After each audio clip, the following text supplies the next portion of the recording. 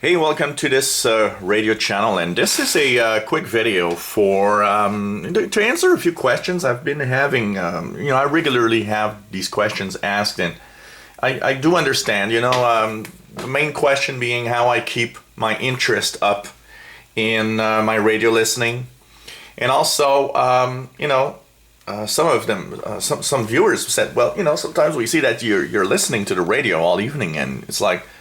I turn on the radio and I don't hear much, and I wonder how or what you're listening to really, do a full evening. And an example was yesterday. Yesterday evening, I listened to the radio from, about 2300 hours UT up to '05, almost 0600 hours, which was almost 1 a.m. And, of course, in that vast listening time, there are periods that's a little more quiet than others. Sometimes I'll find a international broadcast and listen to that, and sometimes you turn around and you just can't find some interesting program to listen to. So what am I listening to? Well, first of all, my listening is often dependent on all sorts of little factors. So sometimes I like program listening, and if I tune around and I find, I don't know, Radio Romania or Voice of Turkey, or I'll probably stop and listen to it.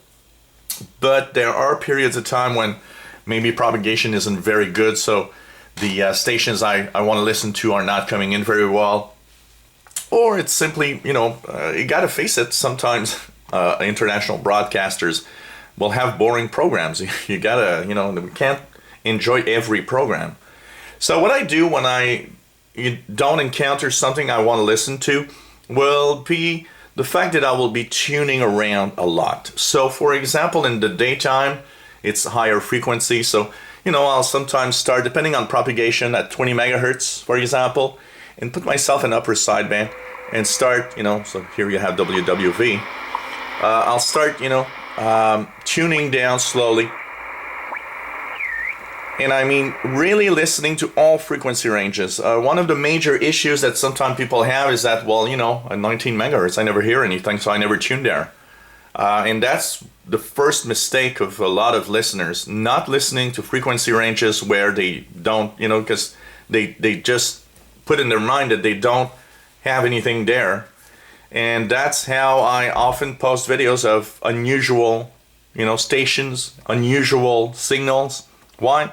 Because I tune everywhere. So I'll start and, go slowly. Start going slowly and listen to every little detail. And try not to miss anything. Sometimes it could be in the noise. But you're gonna tune around and, you might find something interesting.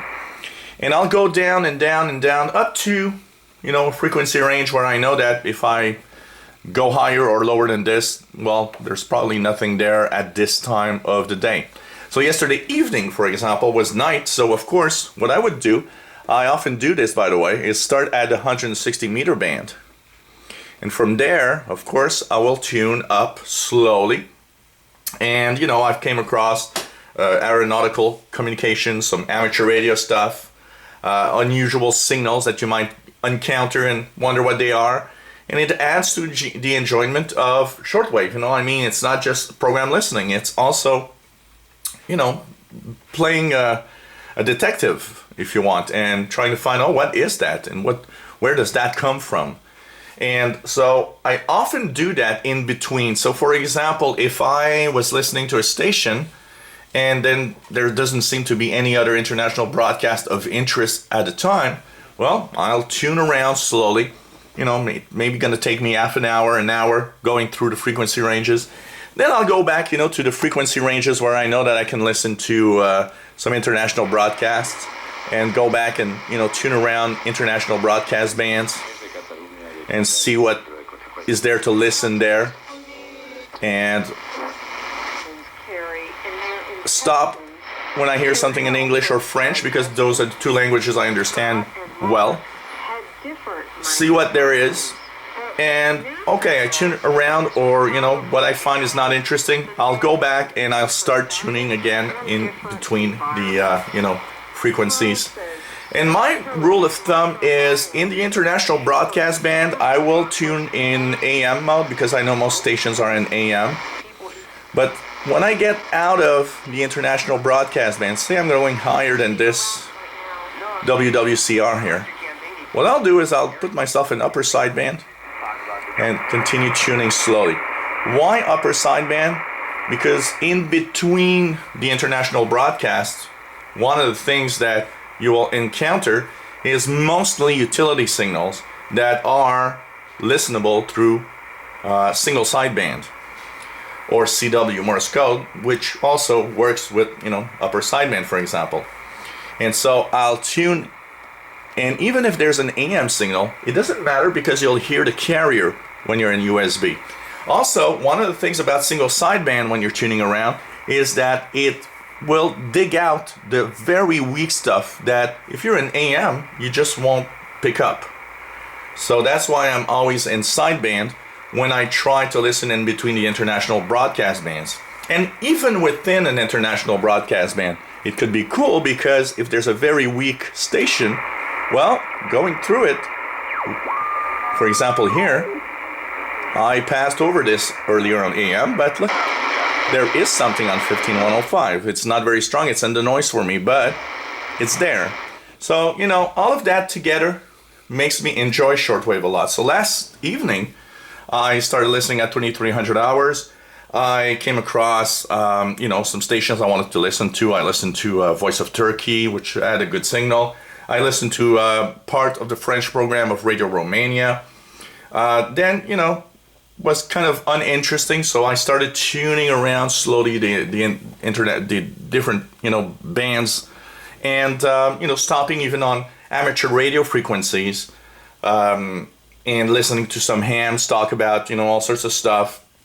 Hams are not always interesting, sometimes they just rant about politics or stuff like that, and you're like, well, kind of boring. Sometimes you'll find a conversation, they'll talk about a radio, antennas, stuff like that, and you stumble and you stop there, and you're like, oh, that's kind of interesting. But to keep your interest, you need to listen to the full spectrum, not just, oh, well, there's no international broadcast right now. I shut down the radio, there's nothing to listen to. Well, that's not the case. There's tons of things to listen to. And yesterday, between 2300 hours and 05, I actually listened and received a lot of stuff to a point where my March frequency list for utility signals will actually be much bigger because I've stumbled upon frequencies where I could listen to all sorts of interesting broadcasts. There was a lot of communications for the aeronautical bands, for example, on 5616, I believe, upper sideband. So by going around slowly, you can dig out all of these mysterious signals and, try to find, you can Google them and see what, there is to listen to. And of course, one of the things that I always do is keep my web browser open to, a website like eibispace.de for schedules or shortwave.info, just to keep the schedules on. So if I want to listen to a broadcast or know what international broadcaster is broadcasting in English or French at a certain time, I always know. And, I came across all sorts of signals, including Voice of America from Africa coming in on the 49 meter band and so on. And that keeps my interest. That's how I keep the radio on and I keep listening, is by diversifying what I'm listening to, not just focusing on one aspect of the shortwave bands. And, at some point, even yesterday, I was like, okay, there's not that much. Stumbled upon, digital modes in the ham bands. I fired up, multi-PSK or FLDG and decode some signals. And, there's tons of things to do on shortwave. And I do not, fall in the category of people saying, yeah, well, it's boring. There's less and less to listen to and there's nothing. Well, there is not nothing. There is a lot of stuff to listen to. If you are in the category of, well, there's nothing to listen to, you're not really listening to what the bands have to offer. And that's important if you want to keep up that spirit of shortwave listening. And that's kind of my little tips today for World Radio Day. Keep your spirits up and diversify your listening. Go through every little frequency ranges, even the ones that you're sure there's nothing there. Well, one day you'll stumble upon a signal or upon something and you're going to say, hey, this is so cool. What is that? So that's where you keep your spirit up. in the shortwave and the radio listening hobby. If you enjoy my videos, please subscribe, give us thumbs up, and happy World Radio Day, everyone.